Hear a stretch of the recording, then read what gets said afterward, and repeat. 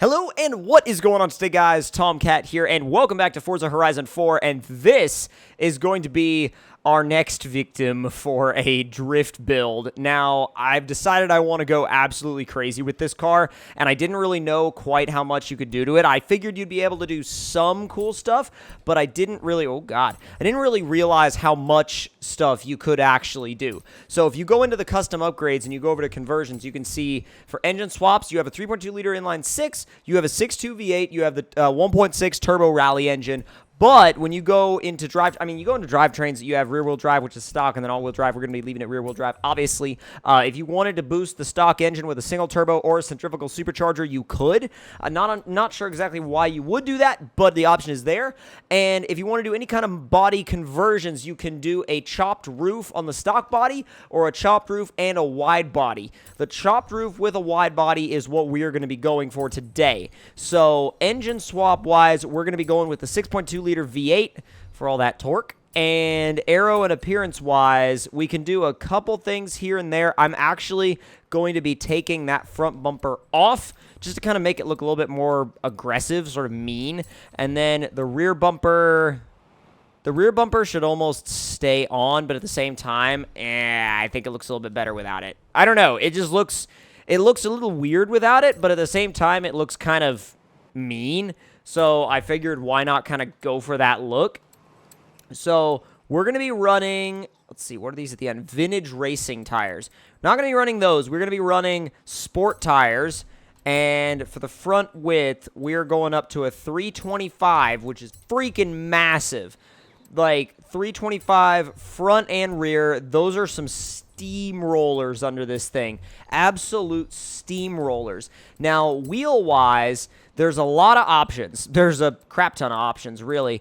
But the options of what would look good on something like this are kind of weird and tricky to figure out. So I've never looked at wheels for this car before specifically, and I figured it would be, that actually kind of looks cool. I mean, it looks very weird, and I know some people are not going to like it, but it's kind of weird and quirky. I mean, yeah, it won't cool the brakes whatsoever, but it's still kind of weird and quirky in a cool way.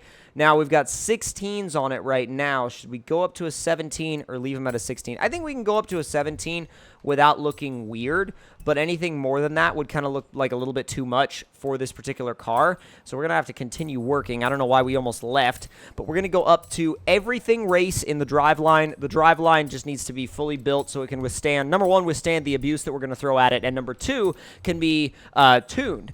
So race brakes are a thing because of the drum brakes on this thing, which is absolutely like, it's mind-blowing to me that these things come with drum brakes.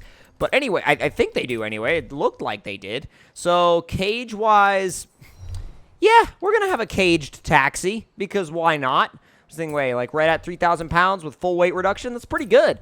So everything done also up in the front of the engine. Well, it will be done once we're done here. And I'm thinking full NA build for maximum response. Now, I kind of want to do NA, but at the same time, I want to do boost because who doesn't want to do boost? And I'm running such wide tires that I think I might need boost in order to keep it. Well, not necessarily need boost. You never quite need boost, but if you want to just have this thing like spin its tires for like forever. Let's see, twins, a positive displacement supercharger, or a centrifugal supercharger. You know what? Centrifugal supercharger, so we can have the boost match the revs, and just like it'll build progressively. So let's see. Everything else is built except for the boost options. So with everything done in the boost department, that's 1,011 horsepower and 757 foot-pounds of torque. That's really, really good. I mean, that is up there. So I'm going to go ahead and install that setup. And now, we're going to give this thing a little bit of a tune and then take it out and see what it can do. This is the first car that we've built in a while at one of my houses as opposed to the festival, which is kind of interesting. So, let's go up to a 373 because it's pretty low to begin with. All right, 373, and then the alignment will go a little bit of toe out in the front and then soften the front sway bar. And springs in the front are also going to be softened. And let's see, might stiffen them in the rear a little bit. A little bit more, a little bit more, a little bit more. And then dampening, we're going to leave that alone for now just by a little bit. And then acceleration is going to be up to 100%. And decel is going to be up to 80, so it's got a little bit more lock under decel than most of my drift cars. God, that looks so mean from the front. Dude, that's ridiculous, especially with, like, the chopped roof and, like, just the way those wheels fit with, like, the camber in the front. That looks really intimidating. All right, I'm ready to see what this thing can do. This thing's going to be wild. Oh, my God. And clutch kick. Oh, yeah. It's definitely not hard to get the tires spinning in this thing. We're going to ignore that speed zone because it's not what we're... Woo! It's not what we're interested in. So far, the 373s feel like a pretty good fit for the car. It doesn't feel like the car is struggling, but it's also not, like, slamming into the rev limiter constantly, which is a really, really good thing. Ooh! A little bit of an air transition. That was awesome. Get around that little Mercedes. It's got good torque. The interesting thing about the centrifugal supercharger setup is that it's got really good torque, but you can tell it still likes to be kept in the upper RPM range. You do have to rev it out if you want to keep the rear tires spinning, which does mean that you still really have to really kind of, you know, grab the thing and really drive it. You have to tell it what to do. It's not just going to go sideways at the drop of a hat, which I kind of like that. I like the fact that you really have to drive this car. You can't just kind of baby it and it'll do whatever you want. No, you really have to not necessarily force it to do what you want it to do, but you do have to kind of be deliberate about, like, okay, we're going to go into this corner and we're going to commit. We're not just going to, like, you know, do whatever and hope that it actually enters properly. No. You're going to have to commit to it. You're going to have to use the e-brake. You're going to have to use the clutch. You're going to have to use the power and really just make sure that this thing follows the line you want it to follow. Because, again, like I said before, if you don't, then it's going to be, you know, it's going to be kind of weird, and, like, it's not actually going to perform the way you want it to perform. That was really, really, really damn close. A little too close, but it's all good at the end of the day. I mean, we're all good, so I'm all good with that. Oh, come on. You can see there that if I let it drop too low in the RPMs in 5th gear, like, we can make it work its way back up, but you have to kind of be mean to it about it. You have to kick the clutch a lot. You have to be really, really up the thing to get it to do what you want if you let the RPMs drop. Or you could just downshift. But, I mean, 4th and 5th with this power and this rear gear ratio, 4th and 5th are where you're going to be spending most of your time.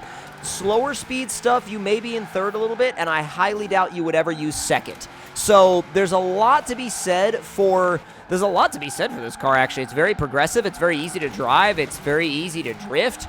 The long wheelbase makes it super smooth and progressive under transitions. Yeah, I like it. I think it would be, it'd be an easy car to use for, like, you know, getting high-scoring combos, but it would also be a really easy car to use for things like tandeming and like, you know, just trying to get that really, really clean drift run that you've been looking for, or, like, you know, maybe, like, filming a drift video or whatever you want to do. Like, this thing actually, I think, would do really well. Okay, so see, 3rd there. Third was okay. Like, 3rd worked for what we were trying to do. 5th is a little low for it right there, but as you can see, if you stay in the throttle, it will spin the rear wheels up, and it will follow through with what you're trying to make it do. Oh, come on. Definitely a car you can get in a rhythm with. You can definitely get in a rhythm with this car. There's actually, it's one of the most rhythm-focused cars that I think I have in my garage right now. It's super smooth to drive, and especially if you're used to driving cars that are very, like, very twitchy, and very, like, constantly demanding. This is not like that. This is almost like, it's not necessarily like somebody holding your hand, per se, but it's also not like, you know, like you're having to fight it all the time. It's definitely, it's not super easy mode either. I will say that. It's not super easy mode either, but you definitely won't look at it and go, oh, wow, that's, you know, difficult. And so far, I haven't, you know, looked at it and said, oh, I need a different gear ratio, or oh, I need more power, oh, I need more or less tire. It just feels really balanced. Like, the tire size feels really balanced to this power level and this grip level. So I think, I know that some people like more grip, less grip, whatever, what have you, but this grip level works just about perfectly for me and how I like to drive. So with that being said, I'm sure there's going to be people that have a different preference for the grip levels or the way that they like to drive or the power levels or whatever, but I really like how this car turned out. I really, really like it, and I highly suggest building one as a drift car if you haven't already, because it's completely worth it. It's completely worth it. Super fun and enjoyable. And not only is it super fun and enjoyable, but it's different. It's not something that you just go online and see everywhere. And sure, you see these online sometimes, but they're not like, like every single lobby is full of, Austin taxis, especially not Austin taxi drift cars. So I definitely think it's a worthwhile build for anybody that wants to do something that's kind of out of the ordinary, a little bit on the weird side, but still wants to be effective, still wants to be able to tandem with people, still wants to be able to put in good scores, and really just still wants to be able to have a good drift car that just so happens to be a little weird. And this car fills that niche perfectly. Absolutely 100% perfectly. Don't you? Okay, I wasn't sure if I was still in the speed zone or not, and I was like freaking out about whether or not I was going to get hit. But, oh my god, do not hit the tree. That was terrible. Part of me wants to just keep this combo going for as long as I can, because I am not in one of my normal, drift areas. I'm not in one of my main, scoring areas that I have practiced. I'm not anywhere that I have, a lot of lines, down or anything like that. We're kind of heading in that direction. But as of right now, we're definitely not in one of my main areas. So let's see if we can keep this score going for a little while longer and hopefully not lose it. We'll try and bank it somewhat high. We're not going to try to bank it something ridiculous, but we are going to try and get some sort of good score out of this car, because to be honest, I think it can get, it's so easy to drive. I don't want to stop driving it. It's so simple, but yet it's rewarding. It's not like you feel like you're on autopilot or something. You definitely feel a reward in, in nailing slides in this car. But it's at the same time, like I said before, it's not super insanely difficult. And if you're a really good momentum-based driver, you're going to love this car. Use that sign as a clipping point. No big deal. Let's see if it'll do 6th. Ooh, okay. 6th is a little bit of a workout for it. I might drop the ratio in 6th a little bit, because you could tell that it wanted a little bit more right there. It wanted a little bit more gear, and it just kind of, we couldn't, it couldn't really have it. You know what I mean? 6th was just too long for the speed. We are getting into one of my favorite drift areas now, though. So definitely should be able to keep this combo going. Come on! Man, whoever's in the back right now is either having the best time of their life or the worst time of their life. Depends on if they like drifting. Nice and easy. Little transitions back and forth down the straightaway, and then sling it sideways up the hill. Oh, that went beautifully. Oh my god. That went amazingly well.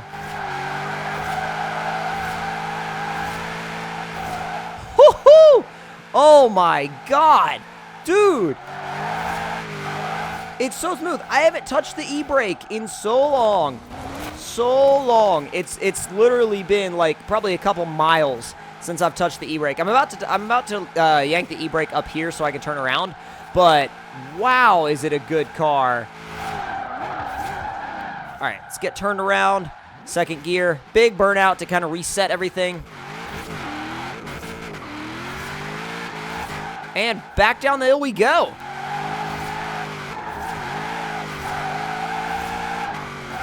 Nice and easy. Oh, God.